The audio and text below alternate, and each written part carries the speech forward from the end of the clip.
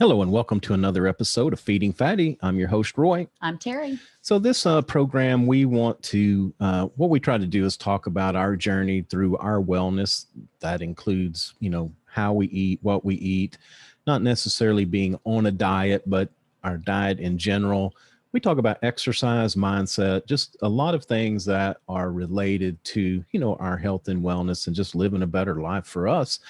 So, what we usually have guests on as well. It's about our journey. We talk about some personal issues, but we also have guests that are professionals in the space.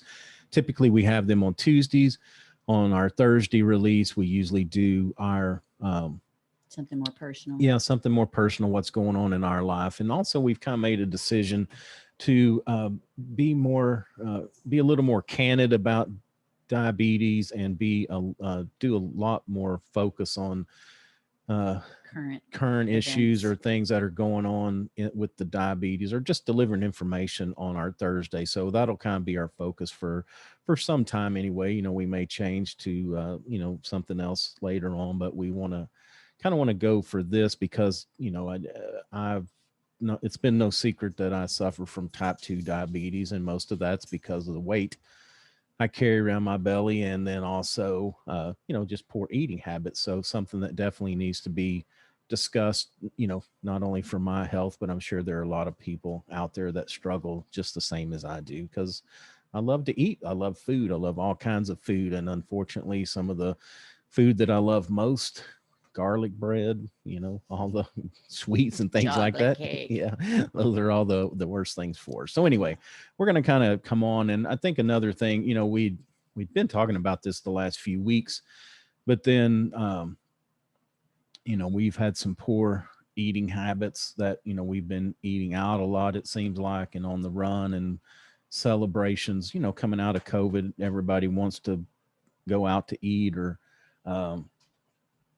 get together and eat. So anyway, there's just been a lot of things going on, and my diabetic readings the last week or so were terrible. I mean, they were extreme and something I've never seen before. So anyway, it just sparked us to say, look, we need to probably talk about this more, not only to help ourselves, but maybe we can help somebody else out there as well. Oh yeah, for sure. I mean, the more information we can help put out there just for discussion, because we are not the professionals. Yeah. We're not medical. We're not professionals. We're just talking about our stuff. Yeah, that's something we need to always get out of the way when we talk about this, is we are not medical professionals. We're not researchers.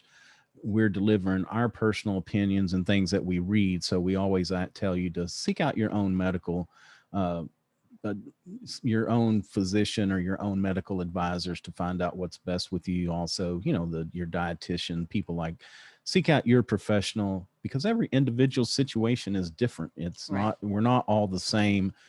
So anyway, but And we do just your own research. I mean, Google yourself. Don't get way too involved with Dr. Google, but yeah. Just do your own research. However you do that, do it. Well, in that way too, because we still think even with your own research, you need to seek out a medical professional, sure. But at least you walk in armed with things that you could talk about. And I mean, and they may say, no, that's not for you, or that's not a good thing, or there's these side effects. There could be a lot of issues, but at least it's dialogue, which that's how we solve problems, is talking about it. And our medical professionals are very smart, but they don't necessarily keep up on every new and different thing that's coming out as much as they would love to try to. There's just so many things that are coming at them all the time. So anyway, it's a good conversation starter. Yeah. So we want to get started with this? Yeah. Okay. Let's go ahead and jump in. So there was a study released this past week that said people with diabetes who have trouble falling or staying asleep were 87% more likely to die of any case. What? Yeah. I'm sorry, to die prematurely. So if they had both diabetes, and frequent sleep disruptions. Correct. Yeah. Sorry. Yeah, you're fine. Yeah. So that is, I just want to go to sleep. Yeah. I don't have diabetes that I know of, but good. Yeah. What it's kind of like a triangle is the best way. We talked about this earlier. Yeah, Is that, that was a good. kind of at the top of that triangle is being overweight, and then if you go down to the left side, that bottom part would be uh, diabetes, and then if you kind of go over to that right part corner of the triangle, that would be sleep disruption in this part. So what they're saying is, and they don't really know, I think another researcher not involved in the study actually asked the question. So do we have poor sleep because we have diabetes, or do we have diabetes because we have poor Because sleep? And I don't think they make that distinction. I think they're just saying that, if you're overweight and you go down that triangle, then now all of a sudden your sleep and your diabetes are connected in some way. And so we have to be careful about that. And, I've our pillars of what we want to do for our health, drink water, exercise, and sleep is important. And we talk about this, I talk about my downfall is my sleep, and where we've been the last month or so, for those listening, that we've had internet issues to the extreme. We finally got those worked out, we think, and then we haven't, luckily we had some recordings that were backlogged, so we were able to keep releasing. But the reality is it's been a real struggle, and we haven't recorded or even scheduled anybody for probably a month now, a month or more. So anyway, we're getting back into that. We're fixing to send out some taping invites, but um, I meant to. I'm sorry. I'm going to interrupt you. yeah. I meant to forward you this meme that I saw. It said, "Kids, uh, families without internet service," and it was a photo of Little House on the Prairie and all of them. Yeah, It was hilarious, that's and I was yeah, thinking about it. It was like, okay, that's yeah, kind of I'm who. not a pioneer woman. I just want it when I want it, and when you don't have it, oh my gosh, Yeah, that's when it. that's kind of been the way we've been Little House on the Prairie We for a while. have. But I guess how that relates to the diabetes and sleep is that we've had to go to eating establishments that didn't serve the best quality of food for our what we way that we want to eat. And then actually having to stay up later because of the travel, or coming home and having difficulty in upload. I mean, my sleep pattern has just been way out of whack the last few weeks, and of course that is always, to me, what starts the eating, because if I'm staying up late, that means that I want to eat late. Mhm. I feel tired and depleted. So I feel like if I can eat, I'll get a boost of energy. And what works Right. best for that is, of course, sugary substances, or, Salty. carbs, things like that. So bumps me up to, it's bad for the diabetes, it's bad for the weight, bad for diabetes. Way bad for sleep. I Yeah. mean, if And you're then, eating right before you go to sleep, it's just yeah. sits So in your stomach. yeah, and then even just getting 4 or 5 hours of sleep and Hmm. trying to do that for weeks, or days or weeks on end, it just it is a negative for me. It starts a lot of things. So anyway, kind of figuring out this link between diabetes and sleep, it's very important. And there's so many reasons why we need to get our sleep.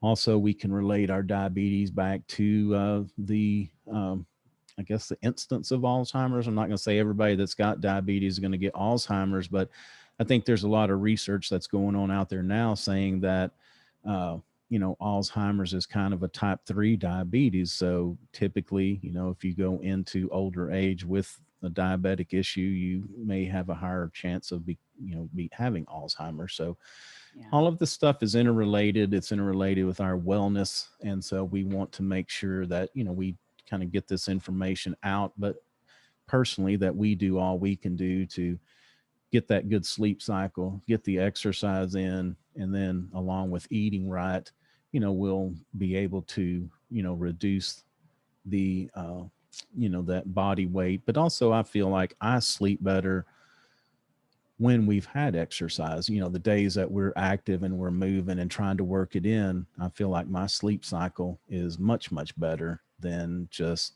if I'm sitting here at my desk all day. Because, again, I've got me a new Fitbit. So I'm excited about that. I've had I had an iWatch for a long time, and that thing just quit working. It quit updating, and I couldn't get it connected. But I really like the Fitbit. I was disappointed in the iWatch when I got it. But anyway, I'm back to the Fitbit. It's got the reminder about taking the 250 steps every hour, and then I've just felt better. But those days when we're out pushing it and getting our stuff done, I tend to come in and go right to sleep and sleep all night. I've always been a fairly good sleeper. Oh my gosh, you do sleep well. I am so jealous. You just like hit the pillow and within Yeah. 5 minutes you're done. Here I am, but I Yeah. watched a movie after you went to sleep. Oh my God. Last night, so I didn't go to bed. I was in bed at 10:30, but I didn't go to bed sleep until 2 a.m. Yeah. Seeing not me, I You just I hit the was out. pillow and you're We had done. well, the show we were watching, we actually had to turn it off because I think I made it through Yeah. like 5 minutes. But I was exhausted. But the problem is with that is over the last 3 or 4 weeks, been averaging 5 or 6 hours a night, and And they're saying, good sleep.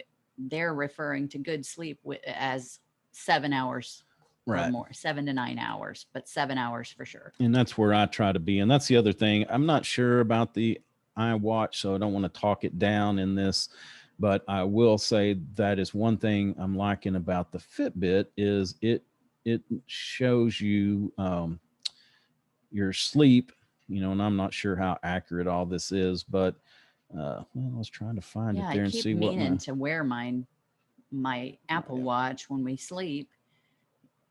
I forget. yeah, I was I'm just too gonna tired and then I don't sleep.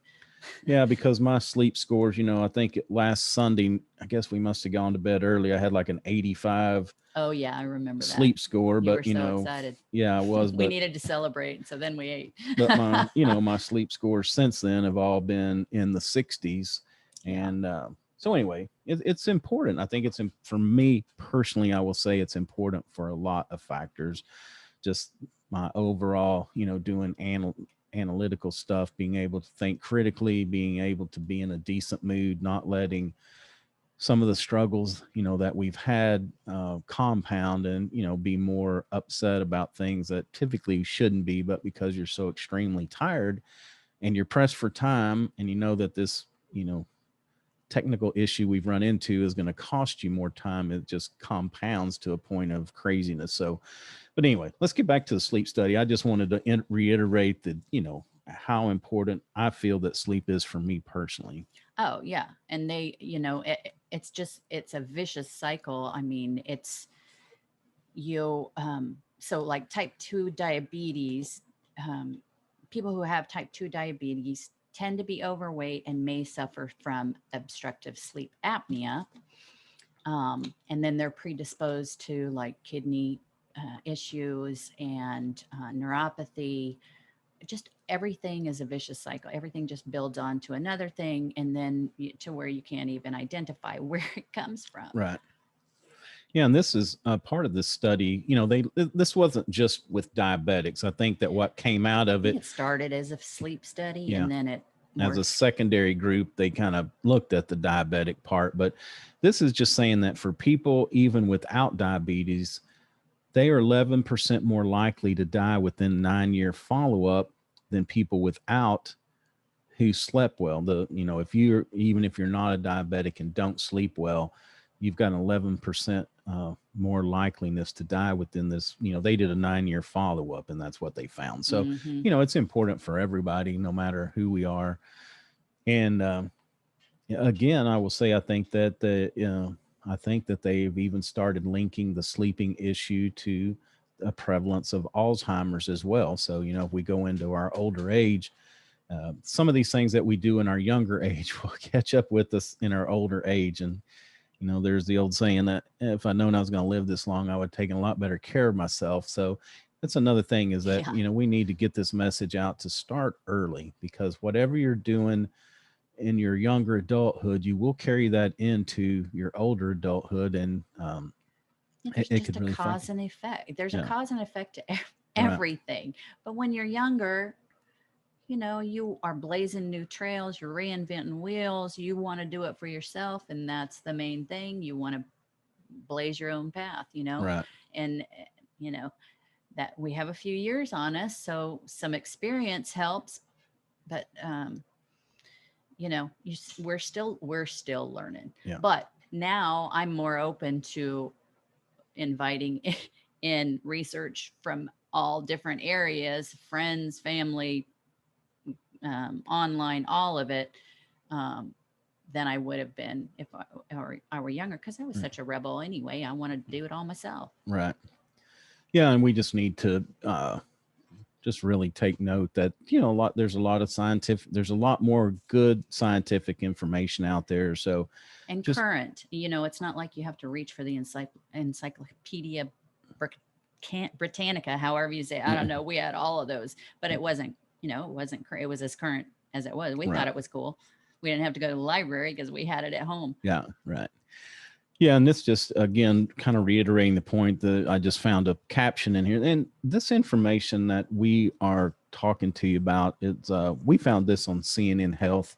A lot of great places to go, and And the study where was that came. The study released? study came out on June in June, a Journal of Sleep in the Journal of Sleep Research. Okay, and it was actually I'm just trying to find Oh, the who did the Yeah, study? I think her. Kristen Knutson Yeah. and Eve Van Cotter, and they did a study that was released that was released at the in the U.S. National Library of Medicine, the NIH. Yeah, and they are neurology and preventive medicine at Hmm. Northwest University Feinberg School of Medicine. So we just want to give credit to, all these great Where we got it. professionals that are out there looking, but they just said that, um, sleep is, uh, Sleep is it? is it's important Yeah, I was just looking here. It said that even regardless of the diabetes, that sleep is important. So anyway, for everything. Yeah. yeah.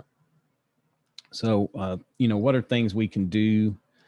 Uh, I think they talk about people that fall asleep, and there's the falling asleep issue. There's the waking up in the middle of the night, and really need to talk to a physician to try to get a handle on that. They have a Yeah. lot of sleep studies that are going on that you can be involved with, again, to find out what your individual situation is. Is it sleep apnea? Is it? Find out your root cause, Yeah, and then if you have diabetes, treat your diabetes for sure. I mean, treat your diabetes, right. but you also need to take into effect that you're not sleeping well.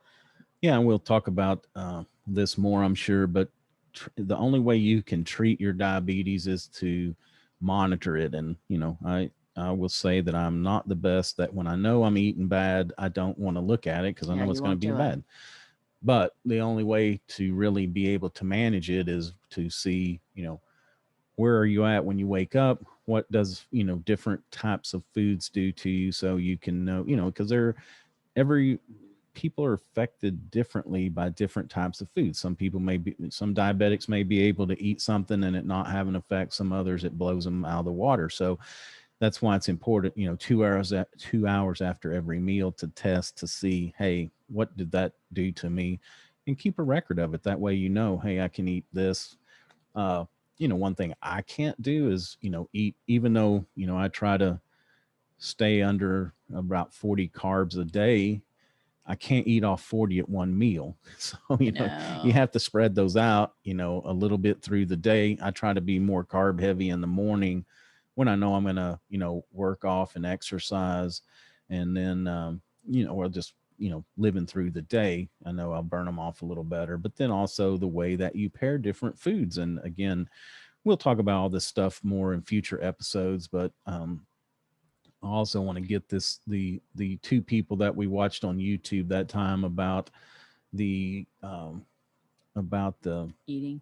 no, it was about the way that the something about was being captured in your muscles, and that was I don't Oh, remember the whole deal, but it was about the insulin and the sugar. yeah. We need to really get that information out, because I thought those were two respected individuals in the field, and they were very good. They had some good, both of them had good YouTube videos where they actually laid it out and showed you some good stuff. Yeah, So that'd be good to talk about. And you know what I was also going to mention is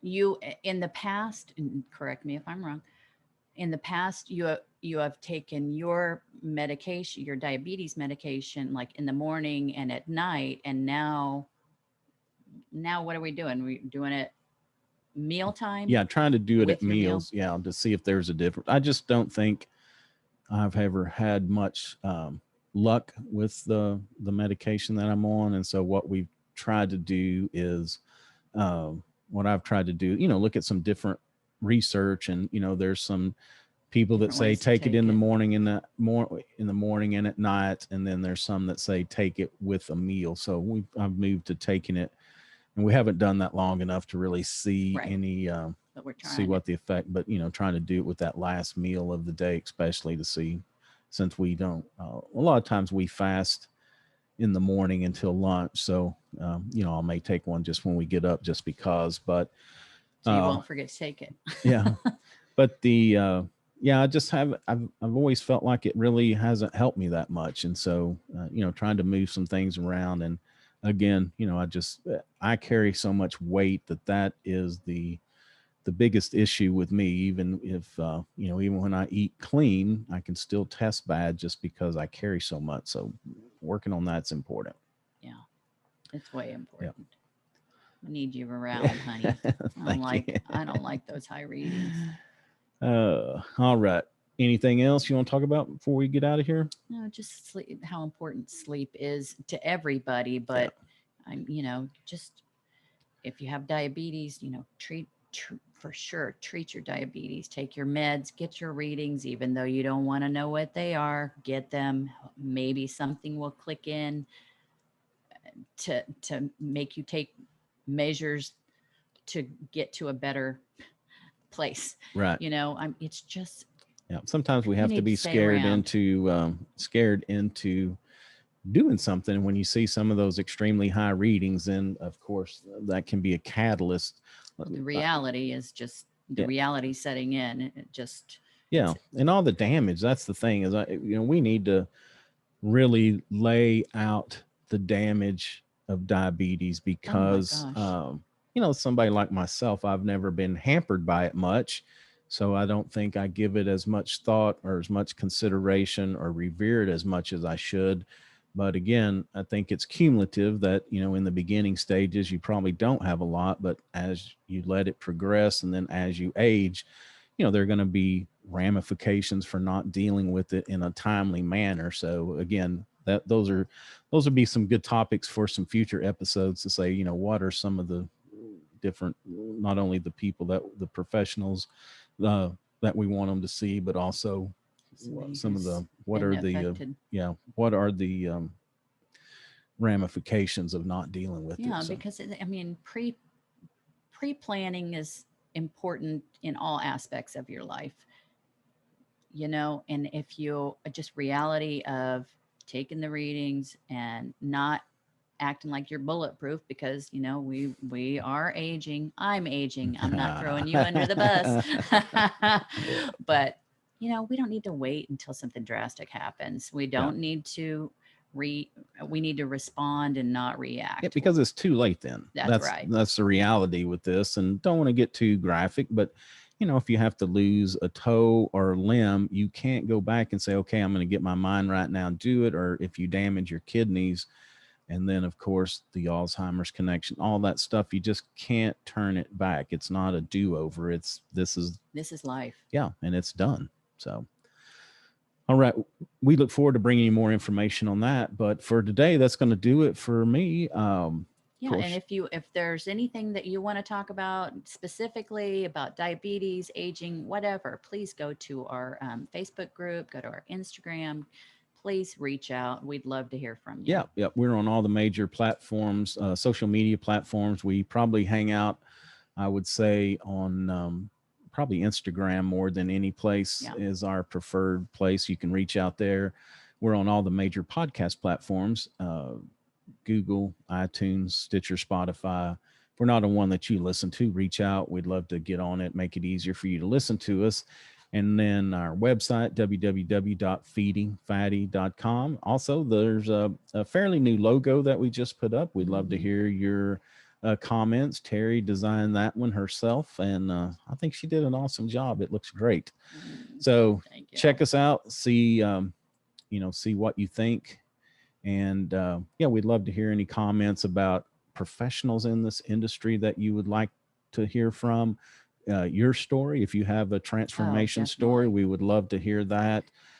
Just reach out. We'll see if we can, book a date to tape. So, And if you're struggling, come on. Let's, it takes a village. Let's do it. let's talk about it. Yeah, because we can, We're all we here for each sometimes other. being there to support each other is what it's about, or being able to find the correct help.